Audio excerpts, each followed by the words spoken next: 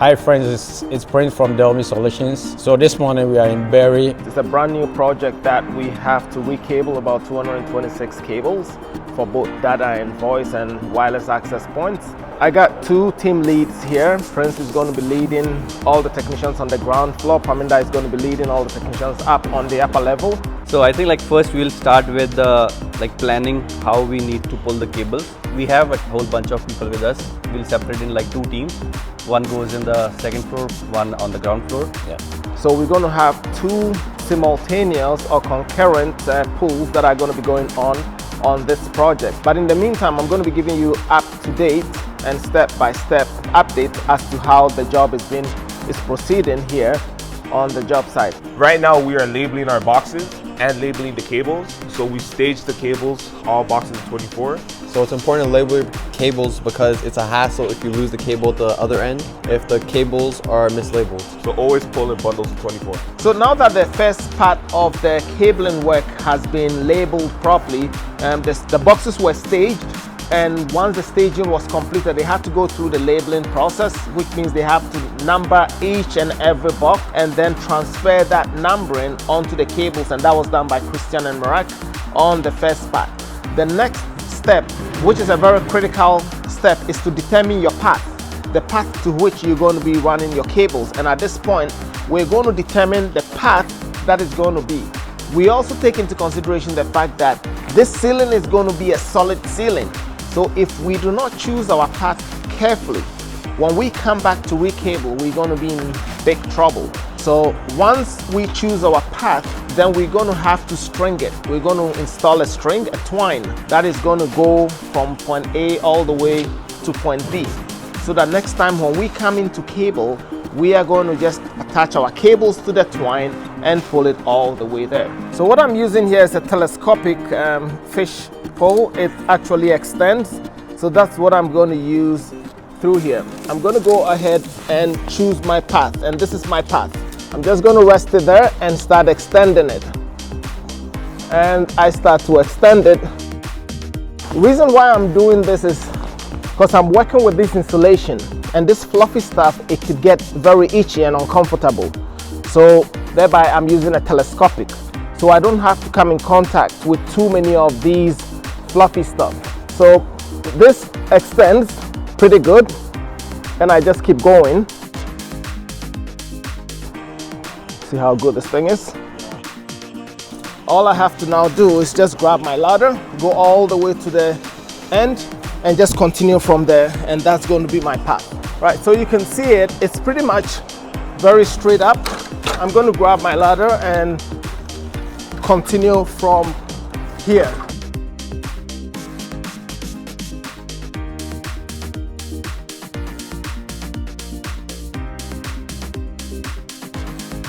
And that's just how we're going to continue to go till we get to the end.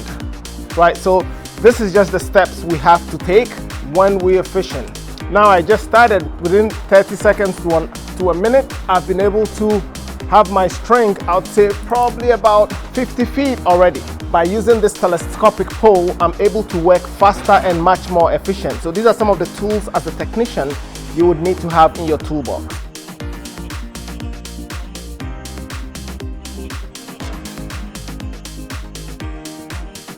All right guys, so we fished the string through the beams, and now we tied the string to the cable, to the bundle of cable, and now we just started pulling the cables with the string. So it's like a two-person job. Someone has to feed the cable as someone pulls, and yeah. And we're just going through the respective hatches so we know that the path is clear for when the building's done construction. Yeah. So part of the problem that we just did encounter right now is they had existing floor monuments here currently, and these floor monuments, apparently, instead of having them home run, there's a daisy chain. But we have 3/4-inch conduit, and we just realized that they jammed 10 cables into them, and they're coming from somewhere. So far we've seen that the cables come here, and they are daisy chained there, and then to another location, and they just keep hopping all over the place. So this is a very challenging one, and it's a good thing that we have to identify where the cables are coming from before we can measure the right length. Without that, it's going to be a gamble. So obviously we have to bring the cables here from wherever it's coming from, but we're still tracing it. Now we've been able to, we're working our way backwards. We've been able to identify that there were 2 cables there. We found 4 cables here, we found 6 cables here, and they're going to find, so hopefully 8 cables are there, but I know for sure that we have 10 cables coming into here. So these are part of the challenges you definitely encounter when you're doing a retrofit like this or a renovation job like that. It's always not going to be cut and dry. It's not going to be straightforward as you would want it to be, right? But these are some of the challenges.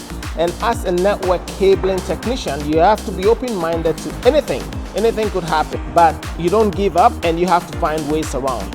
And this is what we are just doing. So hopefully we've been able to trace. We have to find out where the conduit is going to start from, and that's where we're going to do our measurements from. So this is the other stage that we've gotten to, where we've pulled a bunch of the cables. Now we have close to 96 cables. We have 4 bundles of 24. That makes a 96, right, if I'm right. 96 cables that we have to take from here. These drops include voice and data. And as you see, we have bundled them individually in 24 bundles. And these cables, now we're taking the main trunk and doing it one time from here all the way into the server room. But we have to pull in such a way that we are very careful, because we've got a lot of insulation up here, and that requires that all 4 of us lift the cables carefully and pull them where it is. So I got Christian there, myself I'm here, Prince is on that other side, and Mirak is the one lifting it up to feed it. So once we're able to get it to where Princess is, now most of the load of the cable, Christian will be able to sort it out, and then Mirak is going to go to the other end and we'll start getting it all the way towards the server room. Most of the pulls have been done. On the ground floor, we started this morning.